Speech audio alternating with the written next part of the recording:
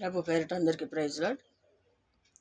Bible ఏం చదివిస్తుందంటే, మంచి దినంలో చూడగోరువాడు ఎవడైనా ఉన్నాడా? చెడ్డ మాటలు పలకకుండా తన నాలుకను, కపటపు మాటలు పలకకుండా తన పెదవులను కాచుకొనవలెను అని చెప్తుంది బైబిల్. కానీ ఎవరేంటున్నారు మాట? ఇష్టానుసారంగా మాట్లాడుతుంటారు కొంతమంది, దేవుని భయం లేకుండా.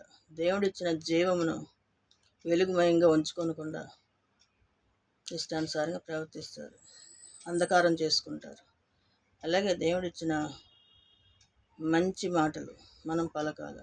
మంచిని మాట్లాడినప్పుడు మనకి మంచి జరుగుద్ది, చెడ్డ మాటలు మాట్లాడినప్పుడు చెడు జరుగుద్ది. కాబట్టి దేవుడిచ్చిన మంచి మాటలనే మనం మాట్లాడాలి. ఆయన మనిషికి ఎంతో తెలివితేటలు ఇచ్చాడు. ఆ తెలివితేటలు కూడా దుర్వినియోగం చేసుకుంటారు.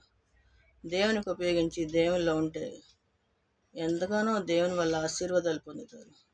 ఆశీర్వాదాలు కావాలంటే దేవునికి ఇష్టంగా మాట్లాడాలి, మంచి మాటలు మాట్లాడాలి, చెడ్డ మాటలు పలకూడదు, కపటపు మాటలు మాట్లాడకూడదు. దేవుడు వింటున్నాడు, చూస్తున్నాడు. కనులను కలుగజేసిన వాడు చూస్తున్నాడు, చెవులను నిర్మించిన వాడు వింటా ఉన్నాడు అని తెలుసుకోవాలి. తెలుసుకుని ఆ రీతిగా జీవించాలి. దేవుని కృప అందరికీ తోడుగా ఉంటుంది. ఆమేన్.